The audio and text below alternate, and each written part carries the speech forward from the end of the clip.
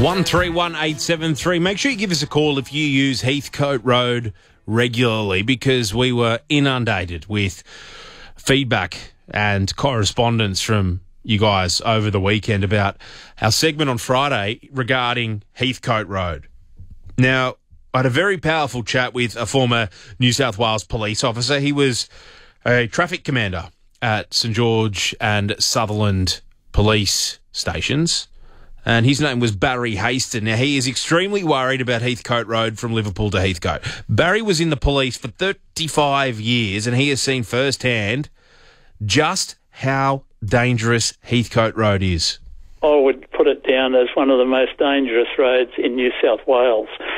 Well, I've attended to 12 fatal accidents, and I've investigated at least 30 serious injury crashes. Over 36,000 cars a day use that road, and it's the main road connecting Liverpool and the Princes Highway. And with the increase in the housing in the western suburbs, it's getting more traffic on it every day. Now, dozens and dozens of people have died on Heathcote Road in the last 20-odd years. I'm talking dozens and dozens. Almost 600 people have been seriously injured in traffic accidents. We had an off-duty police officer killed, an RFS volunteer killed on Heathcote Road.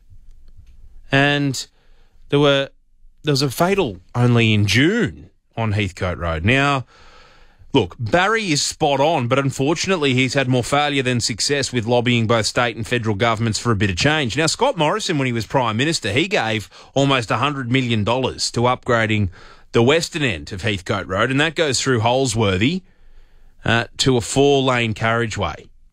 Now, that work is pretty much complete, but the state government hasn't delivered anything, and I mean nothing. And when he was in opposition, Roads Minister John Graham was pretty vocal. He promised Barry face-to-face that he'd upgrade the road from Voyager Point to the Princes Highway. Now, that is a big stretch of Heathcote Road, and they've promised to widen it to 4 lanes. But now, Premier Chris Minns and John Graham, he's the Roads Minister. He could do it. He could try to convince Daniel Mookie, the Treasurer, to give him some money and upgrade the road because it is necessary. It is necessary. But for whatever reason, they've pulled the pin on the promise. I've been getting promises from both Liberal and Labor state governments for the past 5 years at least, and long before that even. I've been retired now for going on for 22 years, and I'm still lobbying for improvements to that road because it's an issue with me that will stay with me until I see this road improved. Well, you know, he's trying, Barry, and we said we'd try with him, and Barry said not one spade of dirt has been turned since 2020. Now, after we raised this on air, local member Jenny Ware got in touch. Now, Jenny is the federal Liberal member for Hughes, and she's on the line. Jenny, g'day. Good afternoon, Chris, to you and your listeners. It's a bit disappointing, isn't it? You know, Scott Morrison, the former Prime Minister, he managed to find $100 million for it, but that seems to be the extent of it. Look, that is the case, Chris. And I think, first of all, if we can just put Heathcote Road into context. Heathcote Road links the Sutherland Shire to Liverpool, the Western Sydney to the Illawarra, but importantly, it is, for many of us in the Shire, our link through to the motorway network. And I'll have something to say about John Graham's response, but I particularly, Chris, just want to draw your listeners' attention to what we had promised at the last election and what the federal Labor Infrastructure Minister Catherine King has now done. At the you identified quite rightly that the Morrison government did put $100 million into duplicating the western end of Heathcote Road.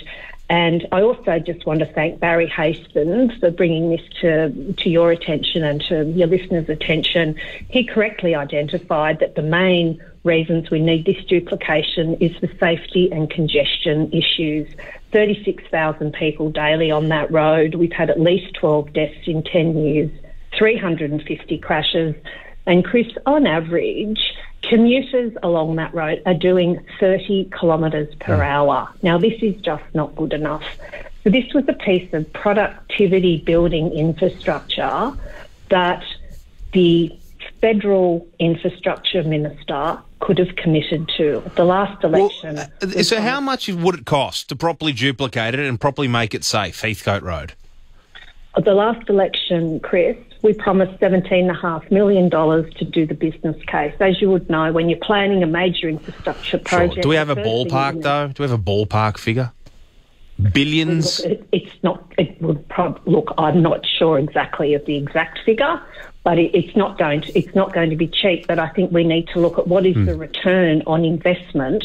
This is one of the major Sydney artery roads, and the commuters of Sutherland Shire, of southern Sydney, of southwestern Sydney deserve more than a single lane road. Of course they do. And Barry made the point, Barry Haston, former police officer, said, look, it doesn't matter how much it costs. People are dying on this thing and it needs to be made safe. And if you're going to put hundreds of thousands, tens of thousands, hundreds of thousands of people in and around the southwest growth area, in and around Liverpool, and they want to get to Wollongong, it's the easiest way to get to Wollongong. You get straight on Heathcote Road, link up with the Princess Highway at Heathcote, and down Mount Ousley you go. Yes, look, and thank you, Chris. You're exactly right. And I've been asking the Minister questions about this for months now as to why the money hasn't been committed. She's just released her 90-day infrastructure review, took over 200 days. There is not a mention of this project. There's not a mention of duplication of Heathcote Road. And when I did put in an FOI request some months ago, the response came back that nothing would be disclosed to me or to the people of my electorate because it, quote, wasn't in the public interest. Now, I think, Chris, that is a disgraceful response from the Minister on an issue as important as this. Well, Jenny, you and I both know there's going to be someone else die on it. Like, that's a really hard thing to say, but it's true. Someone else will die on it, and until we can get politicians with a little bit of backbone and a bit of understanding that if you are going to have road infrastructure that kills people and injures people so frequently, you need to spend money to fix it. Absolutely, absolutely. Look, it's about the safety. Obviously, it's also about the convenience of commuters along that road. It's also about small business, the many tradies that we've got that are using that road every day for their building and construction business. So this is productivity improving infrastructure as well as life-saving infrastructure. It should have been committed to by the Albanese Labor Government, who said a lot in opposition, can I say. Anthony Albanese said in opposition, Labor's record on infrastructure was second to none. Well, it's certainly not proving to be that way, Chris. Jenny Ware, stay on it. I appreciate your time. Thank you, Chris. I certainly will. Jenny Ware, the federal member for Hughes.